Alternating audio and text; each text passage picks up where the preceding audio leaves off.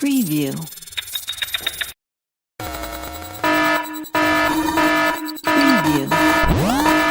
இன்றைய காலகட்டத்தில் நம்மளுடைய மொபைல் ஃபோன் எப்பவுமே நம்ம கூடவே இருக்குங்க. ஆனால் இன்னொரு ரிசர்ச்ல என்ன சொல்லியிருக்காங்கன்னா, நம்மளுடைய டாய்லெட் சீட்ஸ் பாத்ரூம்ல இருக்கக்கூடிய கிருமிகளை விட நம்மளுடைய ஸ்மார்ட் போன்ல 10 மடங்கு கிருமிகள் அதிகமா இருக்குன்னு சொல்றாங்க.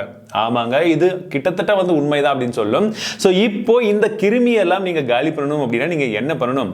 இதற்கும் ஒரு சில வழிமுறைகள் இருக்கு. அப்படி சேஃபா உங்க மொபைல்ல எப்படி நீங்க இந்த மாதிரி கிருமிகள் எல்லாமே இல்லாம, பாக்டீரியாஸோ வைரஸோ எதுவுமே இல்லாம எப்படி உங்க ஸ்மார்ட் போனை டேமேஜும் ஆகாம நீங்க கிளீனா வச்சுக்க முடியும்? நம்ம வீட்லயே செய்யலாம். எப்படி நீங்க அதை கிளீன் பண்ண முடியும் அப்படின்னு சொல்லி எல்லா விஷயத்தையும் இந்த வீடியோல சொல்ல போறேன். தவறாம இந்த வீடியோவை கடைசி வரைக்கும் பாருங்க.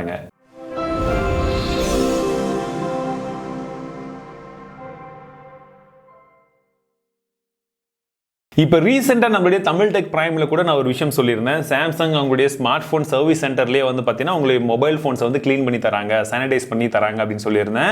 அந்த வீடியோ பார்த்ததுக்கு அப்புறமாவும் சரி, இப்போ இந்தியாவில் இருக்கக்கூடிய நிலைமை என்னன்றது உங்களுக்கு தெரியும். இந்தியாவில் மட்டும் கிடையாது, உலகம் முழுவதும் என்ன நிலைமை இருக்குன்றது தெரியும் இந்த கொரோனா வைரஸ் காரணமாக.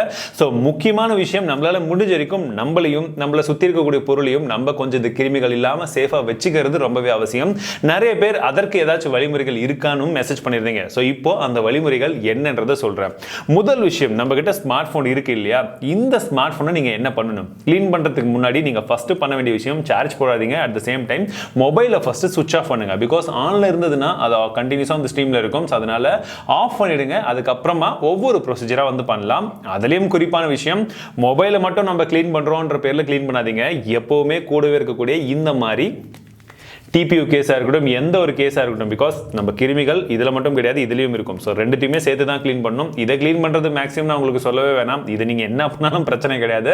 அதுவும் லெதர்லாம் வச்சிருந்தீங்கன்னா கொஞ்சம் பார்த்து க்ளீன் பண்ணுங்க. பட் மொபைல் அப்படின்னா கொஞ்சம் ரொம்பவே ஜாக்கிரதையாக நீங்கள் க்ளீன் பண்ண வேண்டியதாக இருக்கும். இரண்டாவதாக, ஃபோன் சுவிச் ஆஃப் ஆயிடுச்சு, இப்போ தைரியமாக நம்ம தண்ணியை போட்டு நேராக மேலே வச்சு துடைக்கலாம் அப்படின்ற மாதிரிலாம் துடைக்காதீங்க. அது ரொம்பவே அபாயகரமான ஒரு விஷயம். அதற்கு நீங்கள் என்ன பண்ணணும் அப்படின்னா, ஒரு பவுலில் ஒரு சின்னதாக ஒரு கிண்ணத்தில் சுடு தண்ணி லைட்டாக கொஞ்சம் சுட சுட இருக்கக்கூடிய ஒரு தண்ணி, ரொம்ப கொதிக்கிற மாதிரிலாம் எடுக்காதீங்க, சும்மா கொஞ்சம் விதவிதன்னு இருக்கக்கூடிய தண்ணி எடுத்து ஒரு மைக்ரோ ஃபைபர் கிளாத், அதாவது நீங்க மொபைல்ஸ் எல்லாம் ஸ்கிரீன் கார்டெல்லாம் வச்சிருக்கும் போது வந்திருக்கும், இல்லாட்டி இந்த மாதிரி ஒரு கிளாத், அதை எடுத்து என்ன பண்ணுங்க, அந்த வார்ம் வாட்டர்ல ஜஸ்ட் தொட்டுக்கோங்க.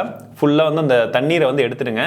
இப்போ லைட்டா மேல வச்சு ஃபோன் மேல அப்படியே உங்களுக்கு எங்கெங்கெல்லாம் க்ளீன் பண்ண முடியுதோ மேக்ஸிமம் அது எல்லாமே க்ளீன் பண்ணுங்க. முன்னாடி பின்னாடி சைட்ஸ்ல எல்லாத்தையுமே அந்த மாதிரி க்ளீன் பண்ணுங்க. அந்த சுடு தண்ணியில எலுமிச்சை சாறு 1-2 போடுங்க. அப்படி இல்லாட்டி சின்னதா கெமிக்கல் ஃப்ரீ சோப்ஸ் ஏதாச்சும் இருந்ததுன்னா அதை லைட்டா கரைச்சுக்கோங்க. எது பண்றதா இருந்தாலும் கொஞ்சம் தான் கெமிக்கல்ஸ் நீங்க போடணும். அதிகமான கான்சென்ட்ரேஷன்ல யூஸ் பண்ணாதீங்க. போன் கண்டிப்பா வேஸ்ட் ஆயிடும். நல்லா தெரிஞ்சுக்கோங்க. அப்படி எதுவுமே இல்ல, எனக்கு கன்ஃபியூஷனா இருக்குன்னா எதுவுமே பண்ணாதீங்க.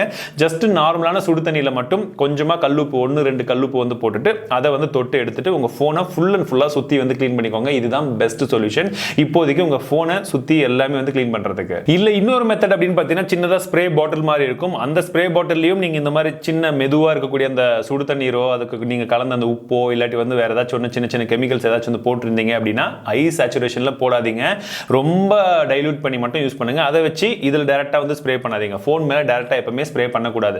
இந்த மாதிரி நான் சொன்ன மாதிரி இருக்கக்கூடிய இந்த மாதிரி மைக்ரோ ஃபைபர் கிளாத்தோ இல்லை உங்ககிட்ட ஏற்கனவே இருக்கக்கூடிய சின்ன சின்ன காட்டன் கிளாத்ஸ்லயோ அதில் ஸ்ப்ரே பண்ணிட்டு அதை வச்சு இதை தொடைங்க. அப்பதான் அதிகமான மாய்ஸ்சர் உங்க ஃபோன் மேல வராது. சரிப்பா, இப்போ நீங்க சொன்ன மாதிரி தொடச்சாச்சு, ஃபோன் எல்லாமே பக்காவா இருக்கு அப்படின்னீங்கன்னா கண்டிப்பா கிடையாது. நம்ம சுத்தி நம்மளால முடிஞ்ச வரைக்கும் தொடச்சிட்டோம். இப்போ இங்க பாத்தீங்கன்னா இயர்பீஸ் இருக்கு, கீழே இந்த போர்ட்ஸ் எல்லாம் இருக்கு. இதெல்லாம் எப்படி தான் துடைக்கிறதுனா, அதே வார்ம் வாட்டர்ல டைரக்டா நம்மளுடைய இயர்பட்ஸ் இருக்கு இல்லையா, நம்ம காது கூட எடுத்துக்க அந்த மாதிரிலாம் யூஸ் பண்ணுவோம். அதை எடுத்துக்கோங்க. நல்லா சாஃப்ட் காட்டன் புதுசா இருக்கிறத எடுத்துக்கோங்க. லைட்டா டிப் பண்ணி அதையும் அதே மாதிரி தான் கொஞ்சம் அந்த தண்ணி எல்லாம் போனதுக்கு அப்புறம் கிளீனா அந்த மேல இருக்கக்கூடிய இடங்கள் எல்லாம் கிளீன் பண்ணிக்கோங்க. ரொம்ப தண்ணி ஊறுற மாதிரி எடுத்து பண்ணாதீங்க. ரொம்ப சேஃபா பண்ணுங்க. கரெக்டா அந்த ஹோல்ஸ்ல எல்லாம் வச்சு கிளீன் பண்ணிட்டீங்க அப்படின்னா ஓரளவுக்கு இருக்கிறதெல்லாம் கிளீன் ஆயிடும். இப்போ என்ன பண்ணணும் அப்படின்னா, மேக்ஸிமம் முடிஞ்ச வரைக்கும் உங்க போன் சுவிட்ச் ஆஃப்ல இருக்கு, கொஞ்சம் சன்லைட், டைரக்ட் சன்லைட்ல அந்த தண்ணீர் இருக்கக்கூடிய இடங்கள் எங்கெங்கெல்லாம் க்ளீன் பண்ணீங்களோ அதெல்லாம் கொஞ்சம் அப்படி காமிச்சிட்டே இருங்க. ஜஸ்ட் ஒரு 2 minutes 1 minute காமிச்சிங்கன்னா போதும்.